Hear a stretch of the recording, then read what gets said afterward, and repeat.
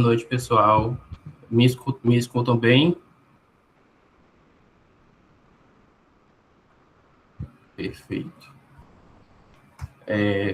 Passou aí os 5 minutinhos de tolerância, a gente vai dar início. Quem for entrando posteriormente vai acompanhando. Para a nossa reunião de hoje, a gente vai discutir sobre o artigo intitulado Efeitos de atividade de mobilização intensificada versus usuais em adultos gravemente enfermos, uma revisão sistemática e meta-análise de ensaios clínicos randomizados e controlados. É um artigo recente, ele foi publicado em novembro de 2025 na revista Critical Care Medicine, essa a lista de autores. E de introdução, a gente tem que o artigo vem trazendo que os sobreviventes a doenças críticas, ou seja, ali, aqueles pacientes que foram submetidos à internação na UTI por um tempo, eles são mais propensos a desenvolver sequelas, tanto de curto quanto de longo prazo. Essas sequelas, elas são diversas e existem muitos tipos, mas em especial, dois que chamam bastante atenção, a fraqueza adquirida em UTI e o delírio. E aí, para mitigar essas questões, as atividades de mobilização, né, mobilização precoce, ela surgiu justamente com esse propósito. Existem já evidências na literatura muito pesquisada de que a mobilização precoce ela tem benefícios. No entanto, essa evidência disponível apresenta muita inconsistência entre as produções e cada uma aborda um resultado diferente. Um exemplo dessas grandes diferenças é na questão de que muitas vezes ela é apresentada como não apresentando diferença nos dias de vida do paciente fora do hospital e também apresenta uma associação com o aumento dos eventos adversos. E aí, tendo isso em vista, esse artigo ele vem trazendo o questionamento de se mais é melhor, ou seja, uma mobilização precoce com a intensidade aumentada causaria mais efeitos do que é usual.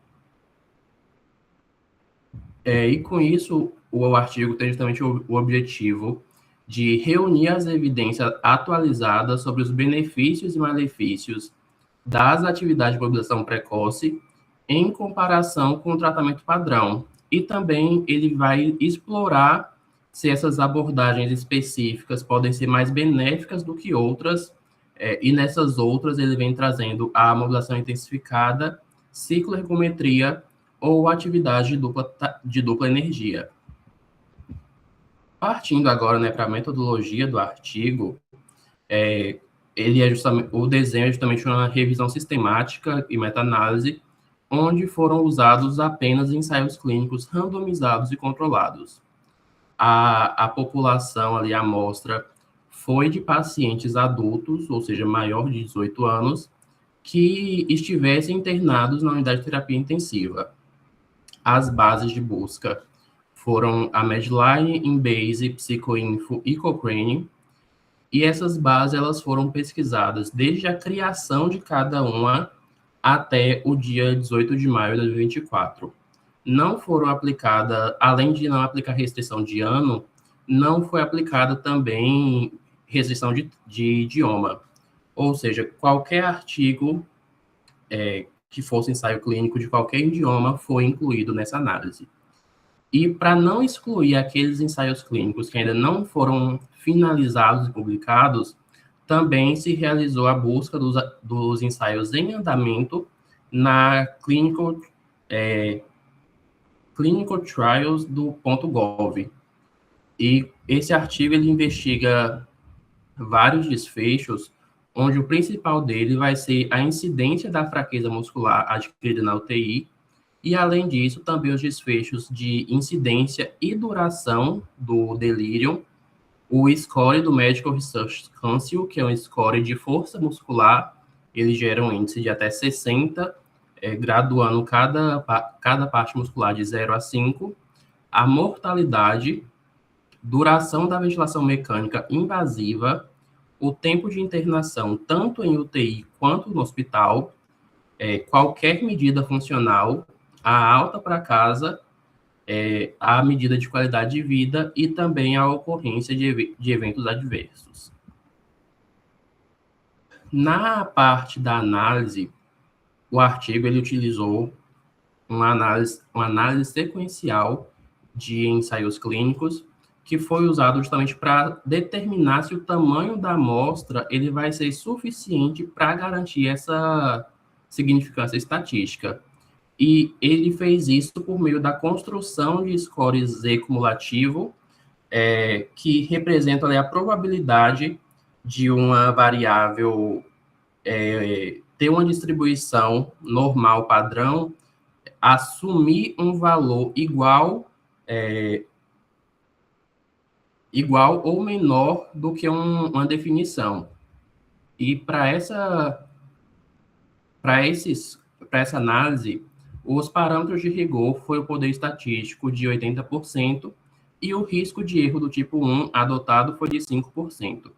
Os parâmetros clínicos para esse score Z foi a redução do risco relativo de 15% para a fraqueza adquirida e também para o delírio, e a diferença média de 1 dia para a duração do delírio. Na avaliação da heterogeneidade entre os artigos, ela foi avaliada através do teste de Q-quadrado, onde adotou-se um P menor que 0,1, e a estatística I-quadrado é maior que 50, tendo um ou outro desses requisitos, foi considerado com uma heterogeneidade significativa. E a análise de subgrupos, ela foi realizada por tipo de intervenção para avaliar se essa variação na atividade modificava o efeito do tratamento.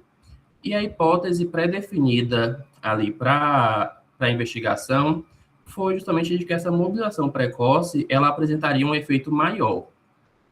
E a credibilidade dos artigos foi aplicada à ferramenta de Eisman para avaliar a confiabilidade dessas modificações nos efeitos do subgrupo.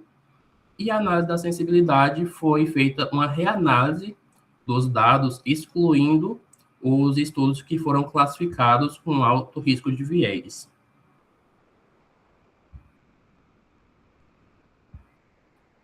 Partindo agora para os resultados, com essas buscas foram encontradas 6.394 artigos, dos quais permaneceu 4.763 após as duplicatas, e ao decorrer de todo o processo de triagem, de seleção, no final foram incluídos 59 artigos para revisão desse texto. E aí, sobre cada desfecho, o primeiro, né, o principal que o artigo propõe é justamente a fraqueza adquirida na UTI, que a meta-análise trouxe para a gente que ela reduz a incidência com a razão de risco de 0,79. No entanto, essa certeza da evidência é moderada, onde ali 15 ensaios trouxeram esse resultado. E sobre a pontuação total do MRC, a mobilização ela pode resultar em pouca ou nenhuma diferença. Só que para esse resultado foi encontrada uma baixa certeza nas evidências. E na análise do subgrupo, ele vem trazendo justamente que a mobilização precoce ela pode melhorar essa pontuação do MRC, mas também apresentou uma baixa credibilidade.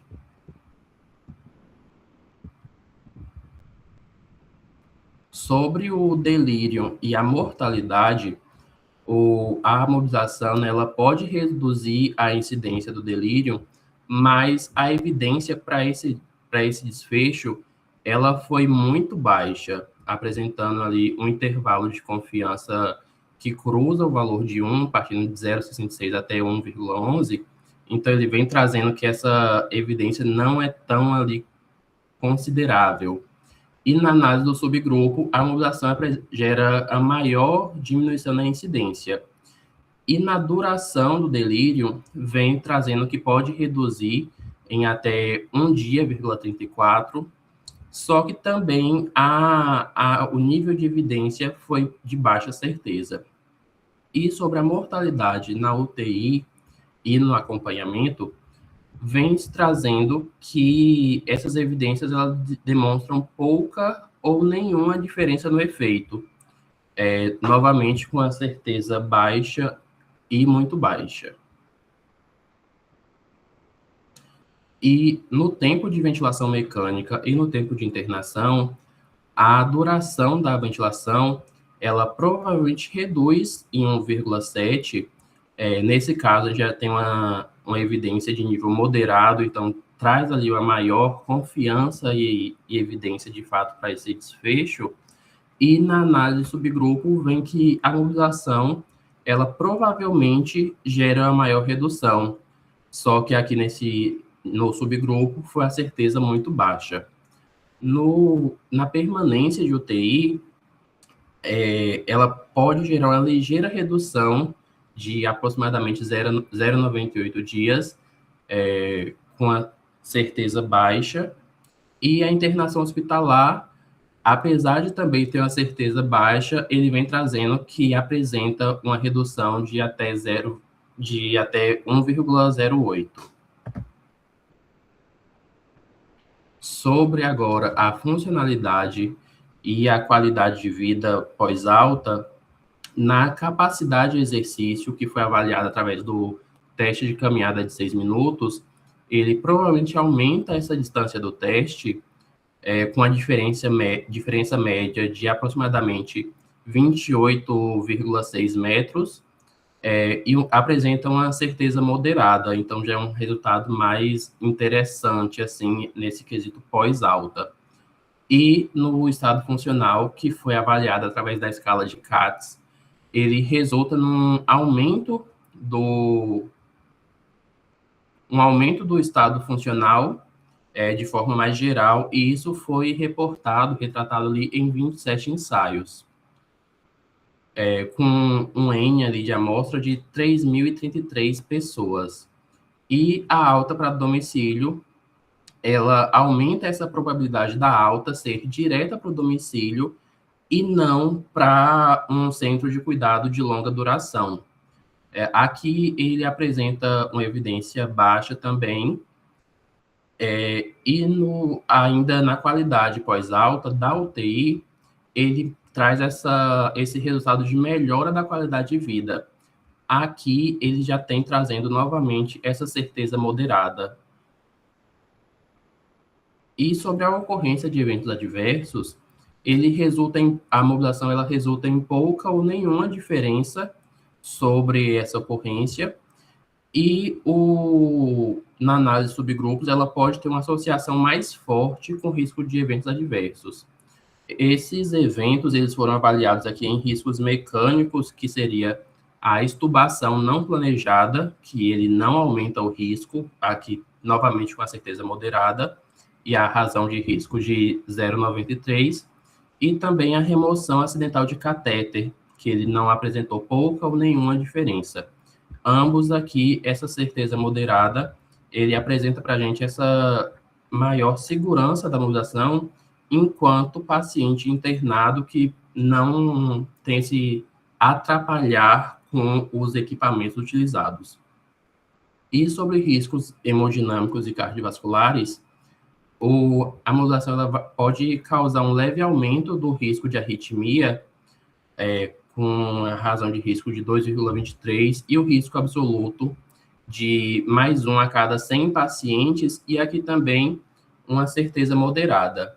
Além disso, ele causa um leve aumento no risco de episódios hipotensivos, também com essa certeza moderada, só que aqui a gente já tem um ponto que seria mais para frente de limitações e críticas ao artigo, de que ele não aborda sobre o diagnóstico, então esse fator do evento adverso hemodinâmico fica meio solto, considerando a amostra, mas mais para frente a gente aborda sobre isso. Agora, partindo sobre a discussão, Os achados desse artigo, que já batem com os achados de outras revisões, têm se trazendo que a mobilização de forma intensificada, ela pode diminuir ali tanto a duração do delírio quanto da ventilação mecânica e também a incidência da fraqueza adquirida em UTI. E, além disso, ela vai melhorar os índices funcionais, como, por exemplo, o teste de caminhada de 6 minutos e a probabilidade de alta para casa.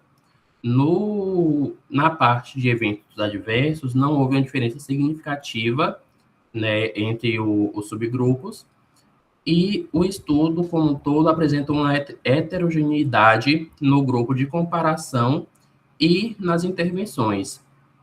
Partindo agora, né, para essa análise de subgrupo, essas atividades aprimoradas, para além de um padrão cotidiano e usual, ela pode conferir ainda mais benefícios, que justamente o artigo ele compara esse de modo intensificado com o usual, e o intensificado pode trazer essa maior melhora.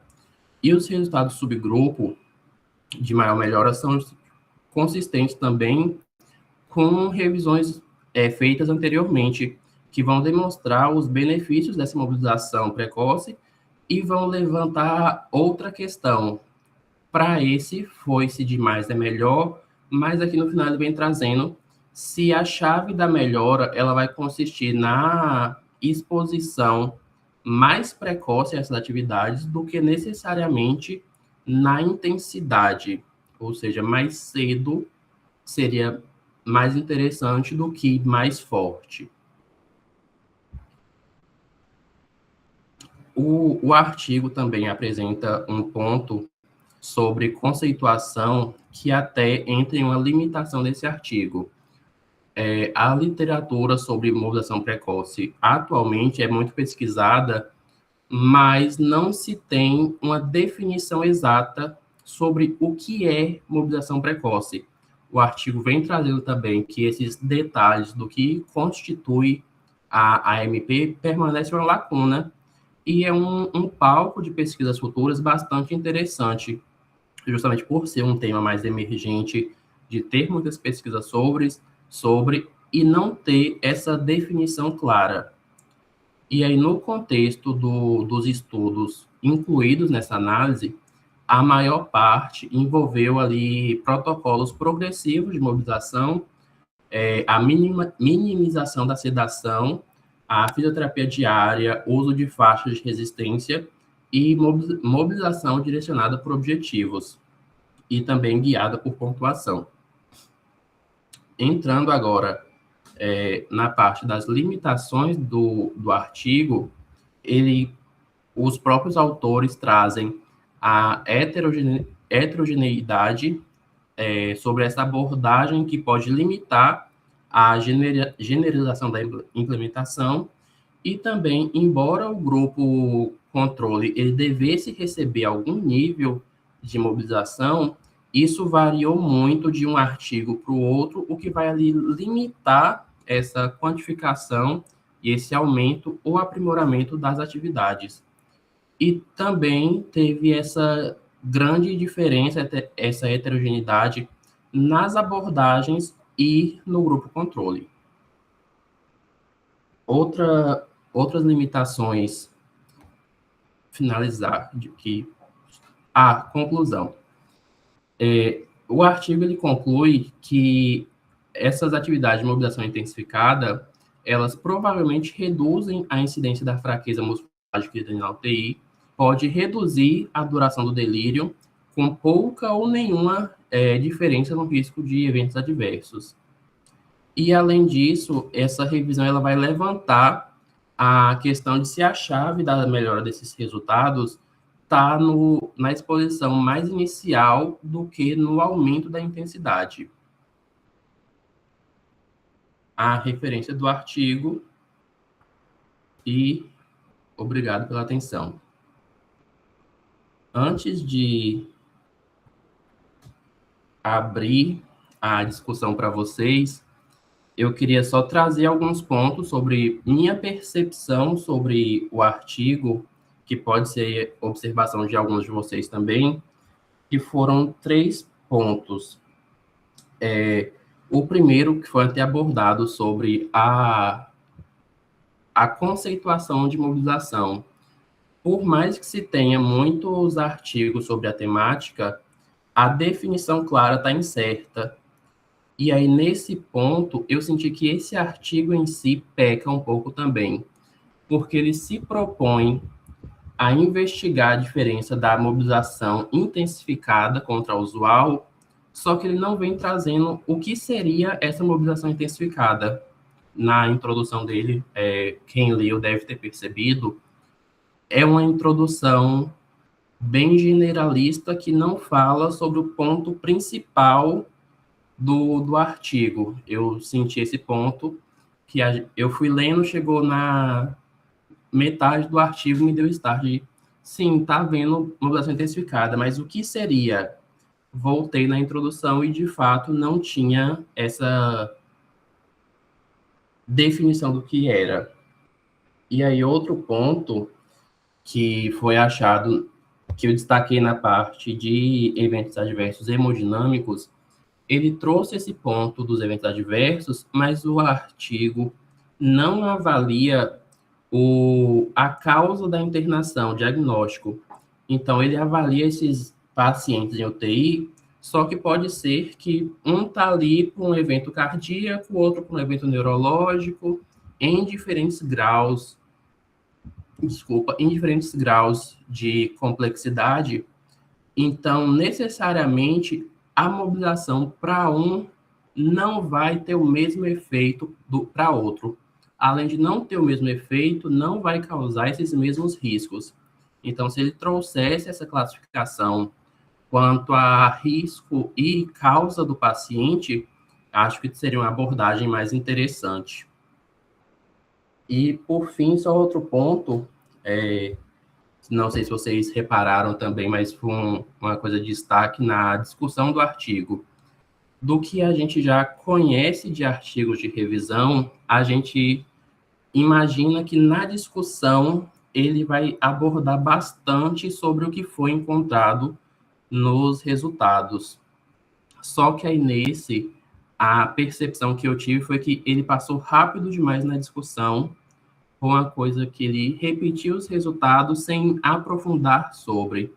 Então, acho que se tivesse uma abordagem mais explicativa, tornaria mais interessante.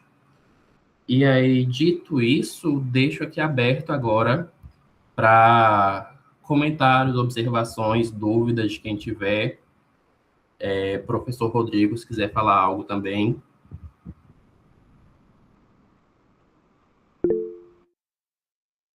Boa noite, pessoal.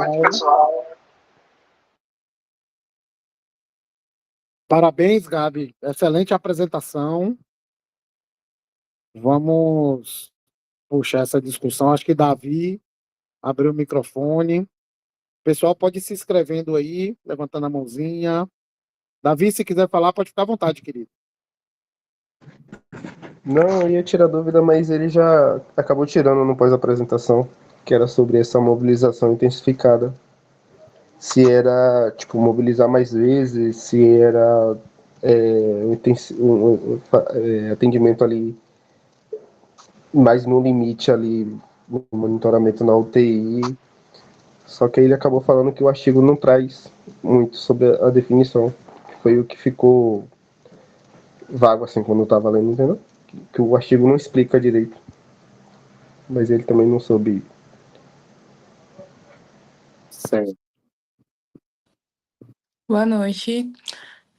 Gabi, muito boa a sua apresentação. Eu gostei muito como você trouxe o artigo, né?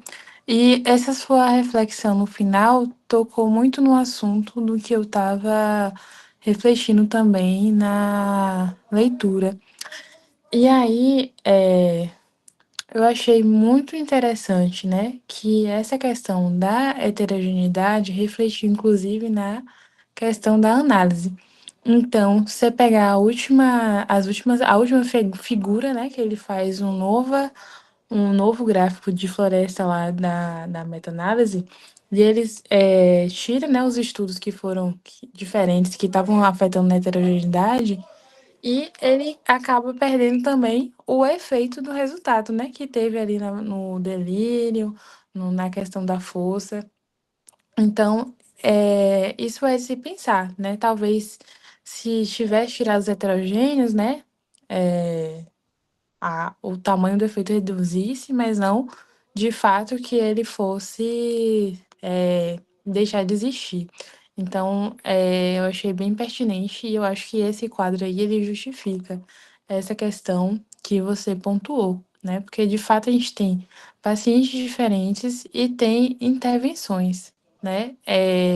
Que são diferentes também. Então, por exemplo, ele coloca a reabilitação pulmonar, né? Tem protocolos de reabilitação pulmonar que incluem, por exemplo, exercício ou incluem treino muscular respiratório, que vão dar um efeito diferente, né? A depender do que você esteja procurando. Então, eu achei muito legal essa questão dessa reflexão aí. É isso.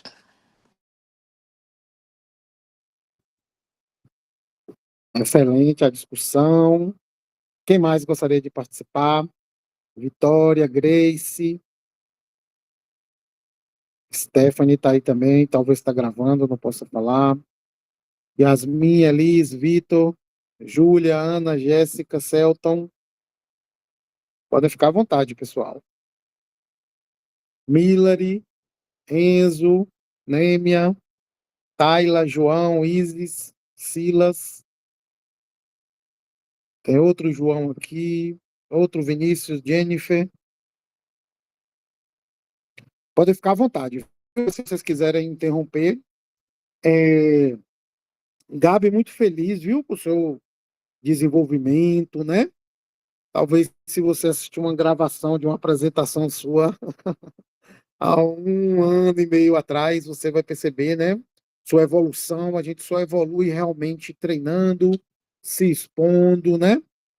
O aprendizado ocorre dessa forma, e eu acho que isso serve de exemplo, né, para todo mundo que está aí.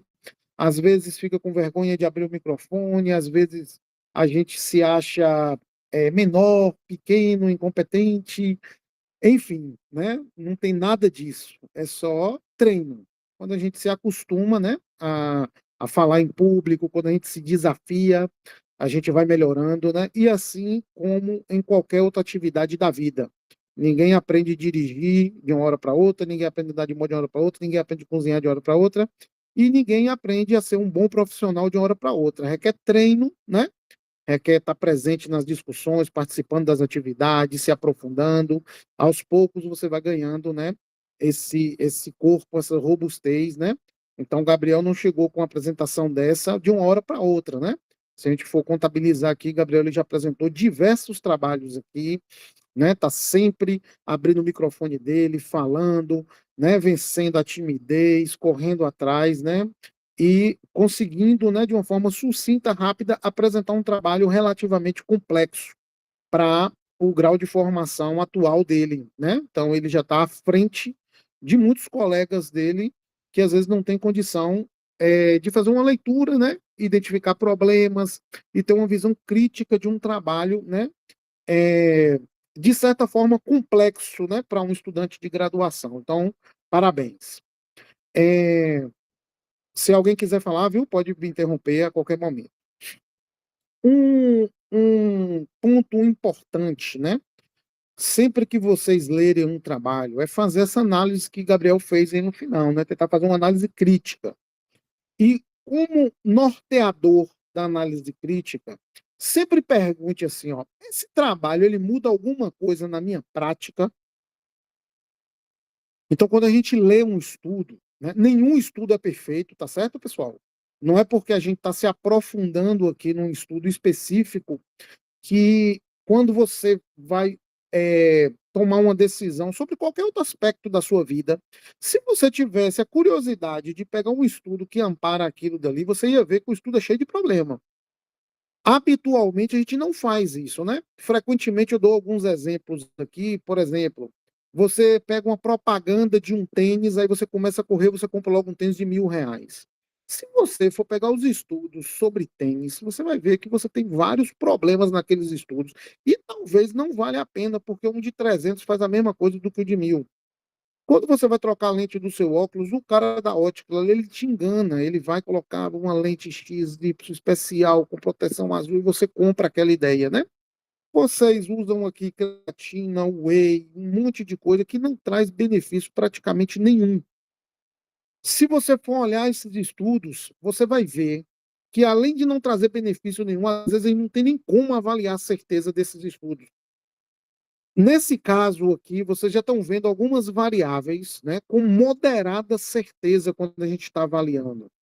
Quando a gente tem algo falando em moderado, significa que eu tenho uma probabilidade alta daquilo realmente ocorrer. Vou trazer alguns exemplos aqui de coisas que a gente faz diariamente. Então, frequentemente, todos os dias, você mede a pressão arterial do seu paciente ali, e frequentemente você fica falando assim, 12/8 é uma pressão normal.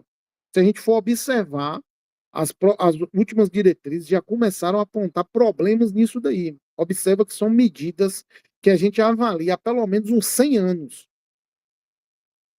Milhares de estudos, milhares de pacientes avaliados, e mesmo assim nós ainda temos dúvidas, né? Sobre glicemia, recentemente as diretrizes começaram a apontar um panorama diferente. Enfim, é muito difícil a gente ter a verdade absoluta sobre um tema que envolva uma abordagem com o ser humano, porque o ser humano é muito complexo. Então, entenda que você está estudando um aspecto específico da sua área aqui, mas que você toma decisões, né?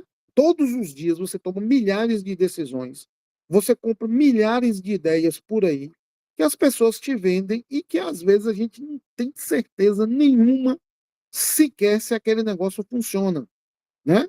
Você tem, por exemplo, você toma analgésicos aí, antigripais, vitaminas, um monte de coisa que você toma, que você só está fazendo jogar dinheiro no lixo, porque você não sentou e fez uma análise aprofundada sobre aquilo dali. Então, quando a gente, por exemplo, Gabriel, talvez ele passou umas 5 horas, mais ou menos, para conseguir fazer essa apresentação aqui hoje. Ele leu, releu, traduziu e tal. Quando ele continuar nesse processo, fazendo isso, daqui a uns dias ele faz uma avaliação desse artigo em torno de 15 a 10 minutos. Rapidamente ele consegue identificar esses mesmos problemas. Por quê? Porque ele está treinando, né? E Gabriel, aqui no grupo, né, eu posso falar com certeza que ele hoje, né, é um dos mais treinados nesse aspecto, né? Consegue, né, ler o trabalho, ver tudo direitinho, tem uma visão crítica. Por quê? Porque é treino, né? Toda semana ele está aqui com a gente, né? Então, observa como isso é importante. Vamos trazer agora especificamente para esse trabalho e até algumas sugestões, né, que eu vou dar para vocês. Então, o primeiro passo, isso muda a minha prática clínica? Muda. Isso muda, por quê?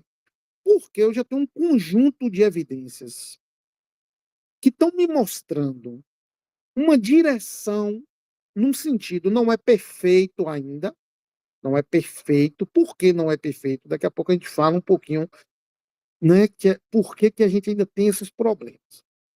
Enfim, em meio a esse tanto de problemas, eu já tenho uma avaliação que é o grade, né? O grade, ele é uma tentativa da gente medir se esses dados eles têm uma probabilidade de estarem falando algo próximo da verdade. O que é isso? Por exemplo, eu tenho trabalhos que apontaram que a mobilização interfere no delírio. Outros que nem tanto, outros que não interferem. Cada trabalho tem sua característica própria. Tem uns que têm a amostra muito pequena, tem outro que a intervenção não foi feita de maneira adequada, tem outro que os pesquisadores não foram treinados adequadamente.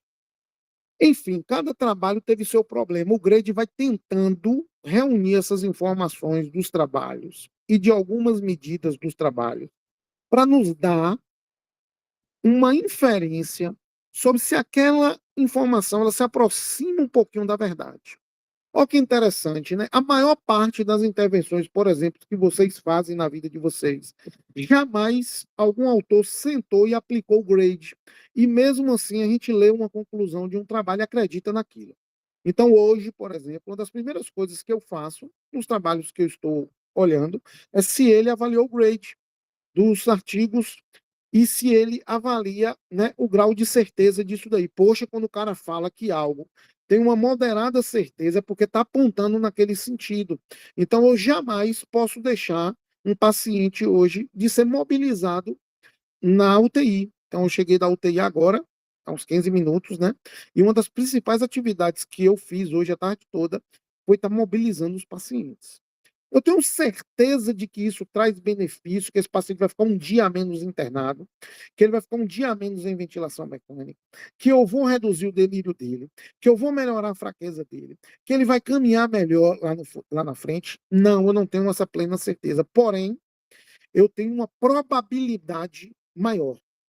Você não tem certeza se você manter a sua pressão adequada, a sua glicemia adequada, tudo adequado, se você não vai infartar daqui a uns dias, ou se você não vai ter um acidente vascular encefálico. Você não tem certeza. Você diminui a probabilidade de você ter esse evento.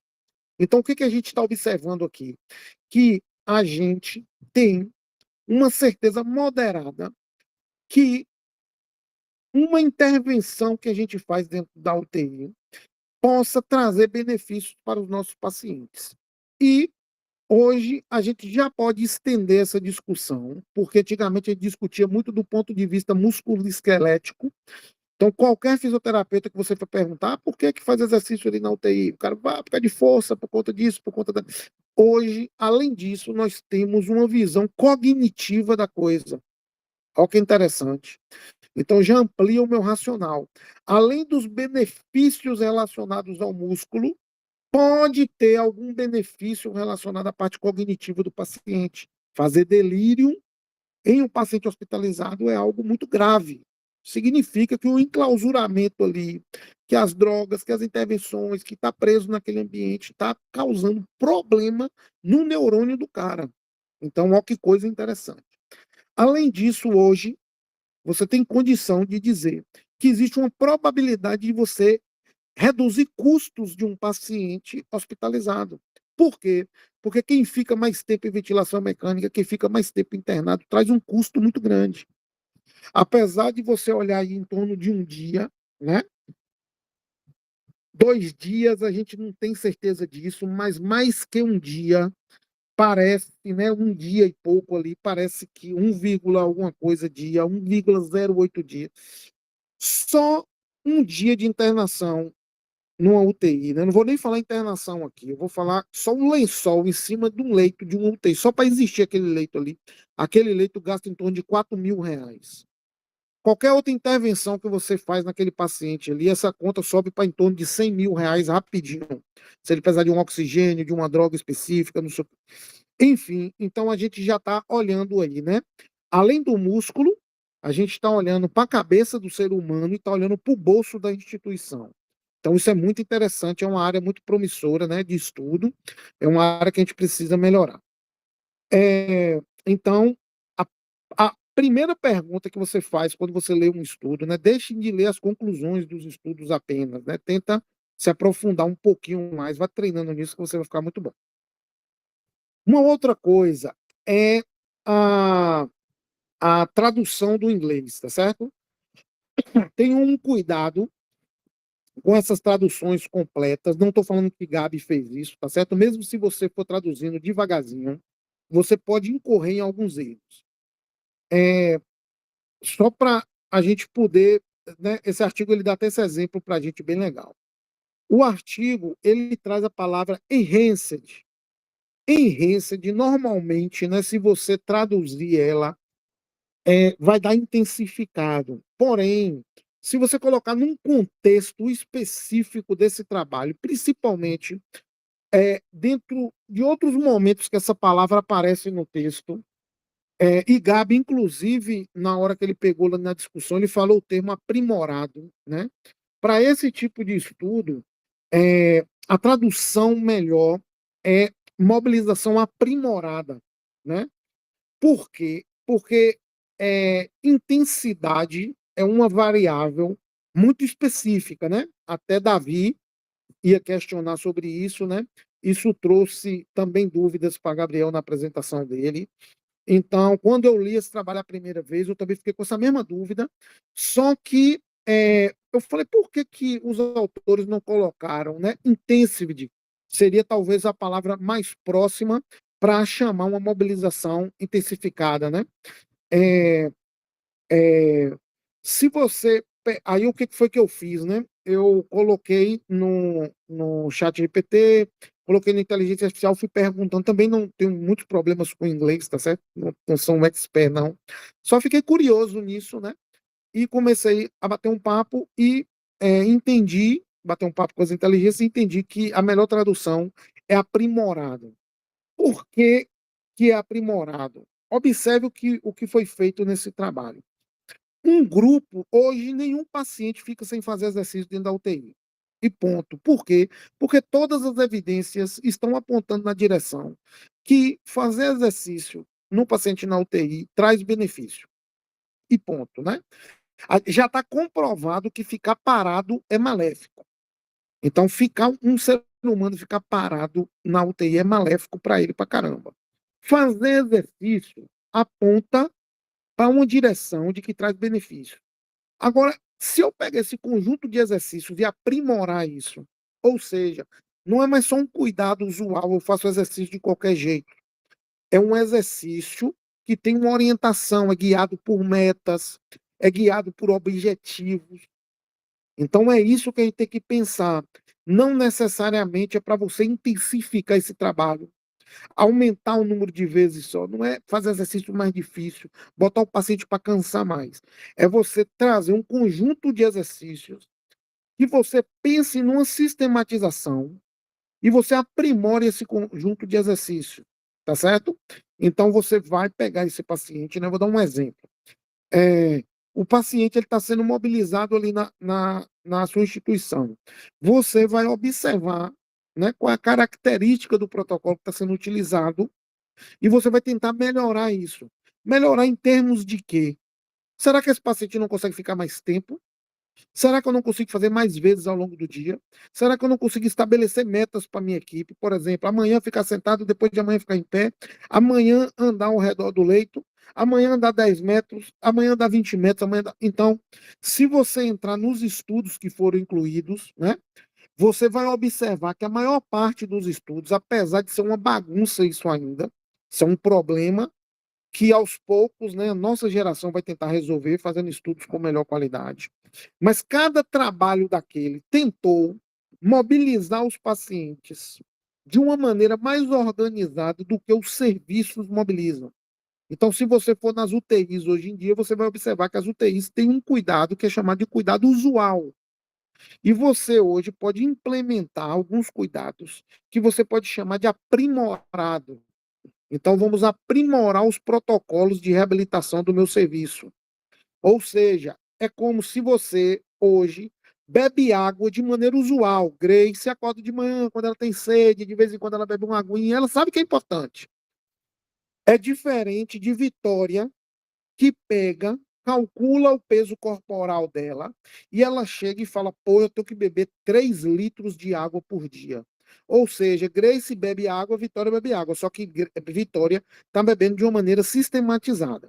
Gabriel faz a dietinha dele lá, ele só está comendo menos, ele deixou de comer algumas besteiras, mas Stephanie faz uma dieta aprimorada. Ela come a proteína na hora certa. Há uma tendência de Stephanie e Vitória terem resultados melhores do que Gabriel e que Grace. Falando em exercício, a gente já conhece isso para os seres humanos de uma maneira geral. Né? Por exemplo, Grace quer vestir um biquíni na praia, em Porto Seguro, em janeiro. Ela quer arrasar, ela quer fechar a praia.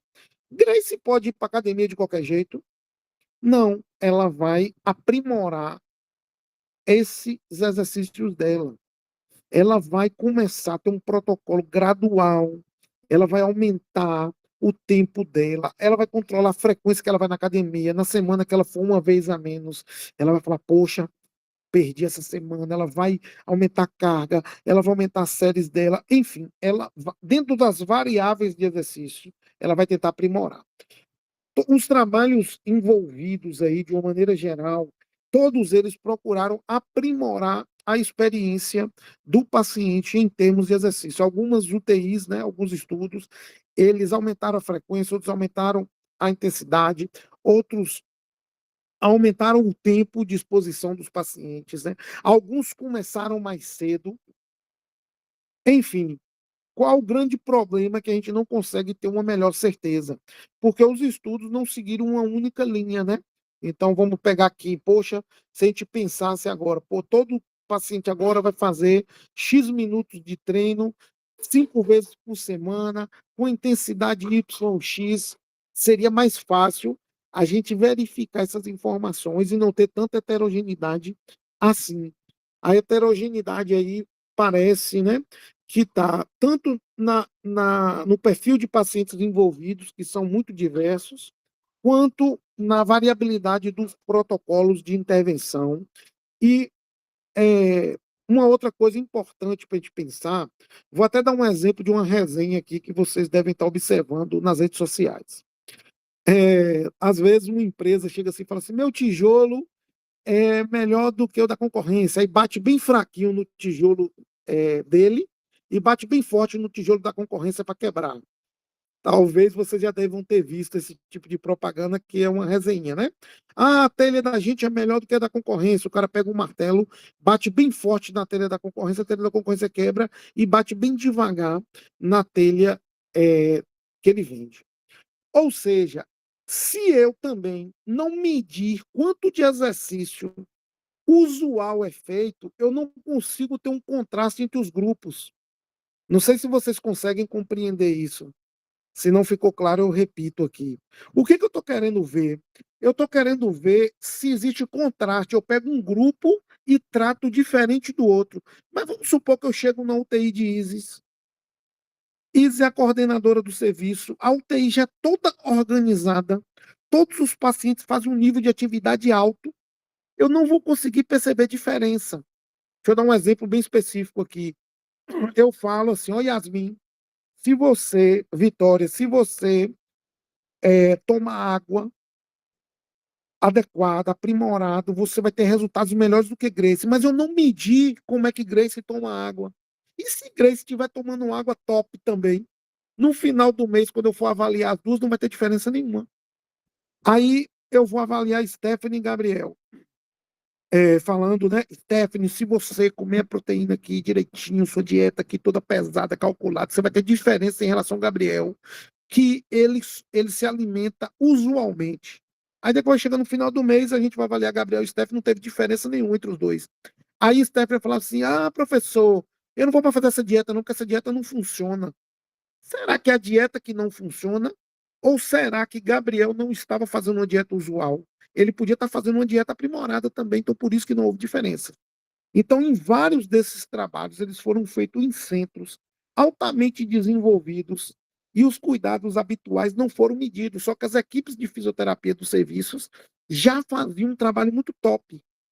Vamos supor que agora, se eu chego numa UTI, que é uma bagunça, que não mobiliza os pacientes, o fisioterapeuta dá aquele migué, o paciente fica parado o dia todo, e eu começo a mobilizar um grupo de uma maneira bem organizada, no final do mês ia dar diferença, gente. Porque um grupo fica muito parado e o outro grupo está se movimentando muito. Agora, se eu tenho um grupo que eu estou movimentando muito e o outro grupo também movimentando muito, eu não consigo ter um contraste das diferenças, né? Não sei se ficou claro isso. Se ficou claro, pode me dar um sinalzinho aí. Se não, eu repito novamente. Isis deu um sinal aí de joia.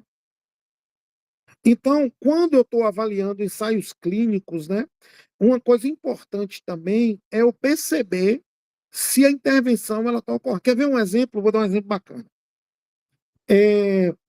Agora, né, essa semana está tendo as Olimpíadas de pessoas que usam anabólicos, né?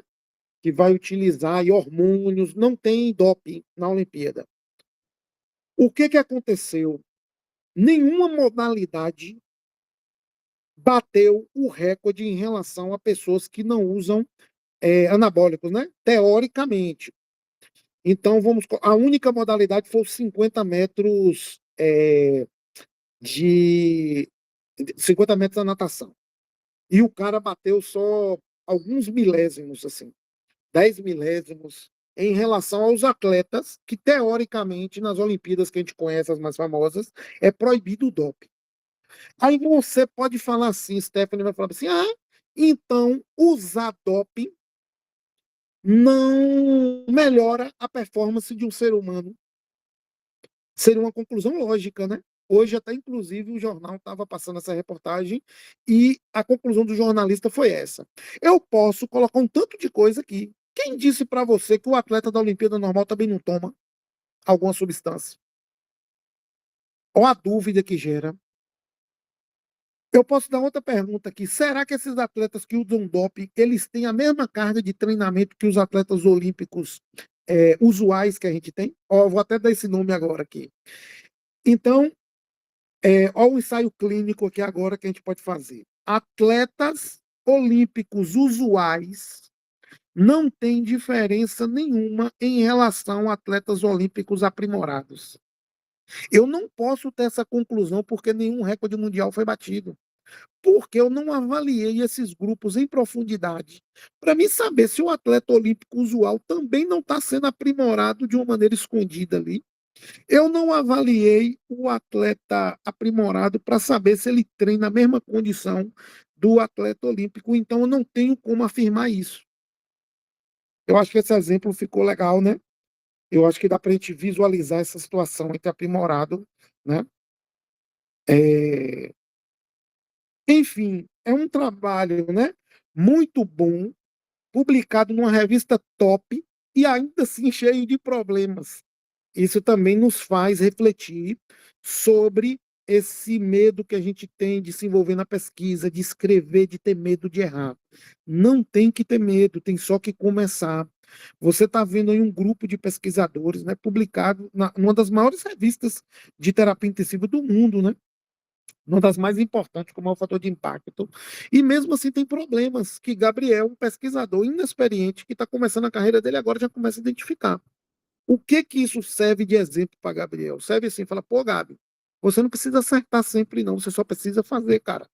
Por quê? Porque tem gente no mundo aí, pesquisadores extremamente experientes, se você for pegar o currículo, por exemplo, do autor principal, né, que é Karinopoulos, você vai ver que o cara é um monstro, publica, né, publica demais, né? Todo esse grupo aí que está envolvido, né? Tem um grupo da Grécia, tem um grupo do Canadá que está envolvido, né? De instituições top.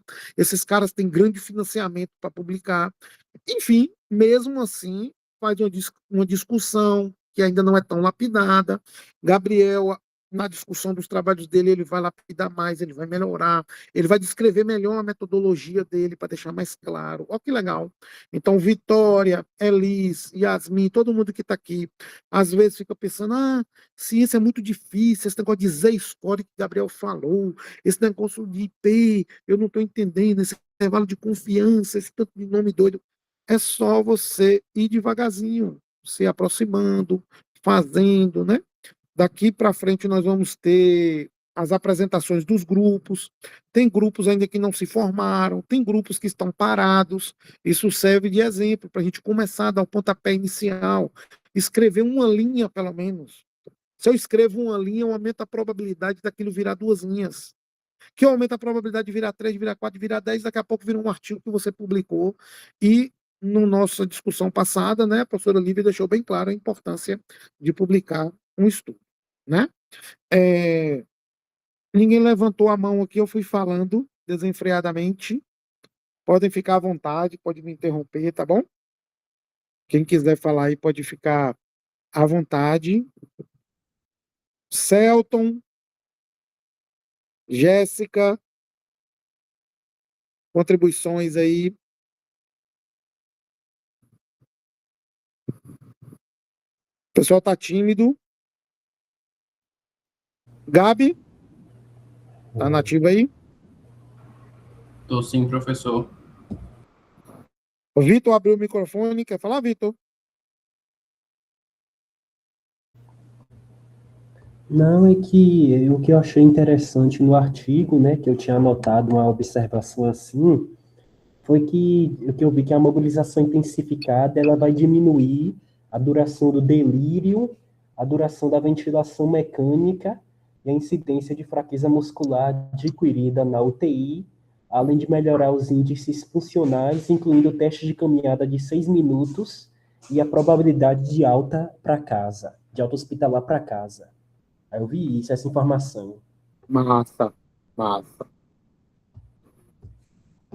Então, Gabi, se não tem mais ninguém para falar, eu queria que você fizesse uma reflexão final aí e deixasse uma mensagem aí para incentivar essa galeria mais nova, né? Você já está virando veterano, você já está ficando pronto aí como pesquisador, só precisa continuar nesse ritmo aí, viu, meu velho? Parabéns, muito feliz de ver você nessa caminhada. E tanto você quanto o Stephanie, né, tem uma missão aí de estar motivando, né, essa galera mais nova. E quando eu falo mais nova, não é necessariamente de idade, é mais nova no sentido dessa experiência, né, de ter esse olhar mais crítico. Nós somos muito consumidores de informação. O que as pessoas falam para a gente acredita muito, né? O professor bota um slide lá e fala assim: ah, tal coisa funciona. Bobat é bom, a galera paga 10 mil reais aí no curso de Bobat para adulto. Rapaz, se você for ver, não tem evidência nenhuma de Bobat, por exemplo. Olha que exemplo legal aqui, ó. Então, as pessoas fazem cursos de Bobat, né? Essas fitinhas coloridas que você vê todo mundo colando aí depois das Olimpíadas no ombro, colando no joelho, aquilo não funciona para nada. Não tem evidência nenhuma de um trem desse aí para nada. E mesmo assim, todo mundo pega, gasta um dinheiro, porque viu um atleta nas Olimpíadas usando. Então, uma outra perguntinha também, né, que vocês, eu ia deixar isso para um próximo momento, mas eu acho que a discussão de hoje cabe assim, ó, a quem interessa essa informação? Faça sempre essa pergunta, ó, esse estudo muda a minha prática? E a segunda, a quem interessa essa informação? Porque, rapaz, tudo que vai vender alguma coisa, pode ter alguém interessado ali. Ó, às vezes, aquele atleta da Olimpíada colou uma fitinha colorida no ombro dele ou na coxa dela ali, pega uma mulher bonita, um corpo exuberante, cola um trem colorido aqui na coxa, sai as mulheres tudo usando. Hoje de manhã mesmo eu fui pra academia, tem uma galera usando esses trem aí.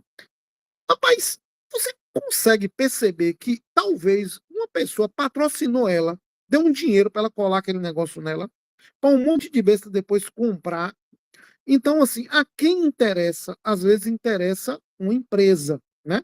Por exemplo, eu faço uma pergunta dessa aqui, ó. A quem interessa ficar pegando mais peso, carregando paciente, levantando paciente pesado? Rapaz, isso praticamente não interessa a ninguém.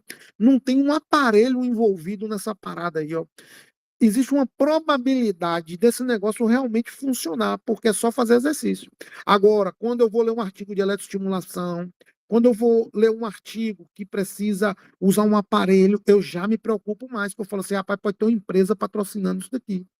Tem muito, por exemplo, a quem interessa vender creatina? Rapaz, isso é uma indústria bilionária. Se você entrar no PubMed agora, você não vai encontrar um estudo com a mínima qualidade que avalia um grade, que avalia um risco de vida. Essas coisinhas que a gente está conversando aqui sobre creatina são estudos horríveis, patrocinados pela indústria. Então, né, é muito legal essa visão crítica, né? Que graças a Deus, né, algumas pessoas vou até fazer um desabafinho aqui, sempre no grupo da gente, eu vejo o pessoal falando assim, hoje eu não posso porque eu tenho um compromisso, porque eu tenho um compromisso, porque eu tenho um compromisso. O grupo, quando ele iniciou de maneira remota foi porque as pessoas de fora não tinham condições de participar presencialmente, né? Então, eu acho que um momento não é tão rico desse, né, que Gabriel para fazer uma apresentação, que a gente está aqui reunido, acho que vale a pena, né, a gente ficar essa uma horinha aqui nessa discussão. Cuidado, pessoal, com as faltas. A presença ela é super importante nesse sentido, né, do aprendizado, e vocês estão vendo aí um resultado muito legal, que é essa maturidade científica, né, que Gabriel está atingindo aí. Parabéns mesmo, viu, Gabi? Deixo a fala para você aí, para você fazer uma reflexão final e estimular a galera aí. Valeu, meu velho. Pode ficar à vontade. Obrigado, professor. Obrigado a todo mundo que elogiou e que assistiu a apresentação de hoje. Isis, sim, deixou um comentário aqui bastante interessante também, sobre o investimento dos nossos serviços.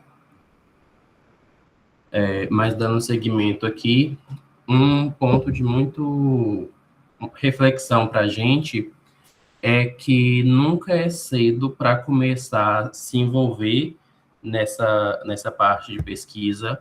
Eu vi aqui que tem um pessoal do primeiro, segundo semestre, se não me engano, e desde que você entra no curso, se for algo que você gosta, é muito interessante dar seguimento nessa parte. E aí a gente tem outro ponto de que também nunca é tarde para começar. Então, às vezes tem aquele profissional já formado que pensa, poxa, eu queria ter começado a me desenvolver mais na pesquisa, na graduação, agora eu já tenho que trabalhar, não tenho essa condição, mas também sempre é tempo para você começar e para você dar seguimento também. Essa parte de pesquisa não é fácil, não é uma coisa rápida, a gente tem que, muitas vezes, se virar no 350 para conseguir, mas é uma parte muito interessante, e em especial essa pesquisa na área de fisioterapia de fato, porque traz muita valorização para a profissão e para a nossa atuação. Tudo vai ser um reflexo, uma melhor coordenação do nosso serviço. Então, quanto mais pesquisa na área tiver, mais embasamento a gente pode ter de fato. E aí cabe justamente a nós, estudantes, profissionais, fisioterapeutas, engajar nessa parte de pesquisa, apesar de todas as dificuldades que a gente vai enfrentar, e dar seguimento. Por mais que não seja uma área para todo mundo, imagino que se você tem esse interesse de participar de um grupo de pesquisa, é porque você se interessa em algum nível. Então, tendo essa oportunidade de assistir uma apresentação, de uma discussão de artigo, ter o estímulo para participar de uma construção, de uma revisão, de um trabalho, cabe a gente sempre abraçar essas oportunidades para se desenvolver cada vez mais. A gente da diretora do grupo sempre tenta estimular quando tem algum evento, mesmo quando não tem as revisões que a gente desenvolve internamente no grupo, com essa divisão dos grupos, é justamente para o desenvolvimento do grupo, de você, pesquisador, e também da profissão. Acho que fica muito isso para a gente refletir. E, mais uma vez, agradecer pela presença de todos, e uma boa noite.